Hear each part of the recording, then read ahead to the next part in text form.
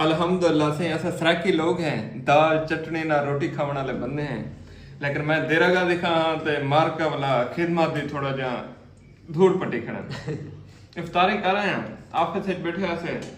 दोस्त हैं सारे ना नहीं गिनता तो आए थे सारे किते गिते हैं उन्हें कि तुस तिक्के बोटियां चरगे सारा कुछ खाओ दिखावन का मकसद है चीज़ां बहुत चंगे हैं। दाल शाल खा के बंदा थका पिया होंदा चटनी समोसे ते ये हेल्दी चीज़ां नहीं दे होंदे प्रोटीन ते ये भी खावना चाहिए। ते दूजा दिखावन का मकसद है तुसा कहीं दोस्त होंदे वे गिद्दी के करो नहीं फर्क पड़ता अगर एक छापा गिद्दी वेसो तो बहुत चंगा थिंदे दोस्त खुश थिंदे मोहब्बत पैदा थिंदी है। ई खोटे दौर खवावण वाले बनो खावण वाले हिन पे खवावण वाले बनो खावण वाला अल्लाह पाक बड़ा रसी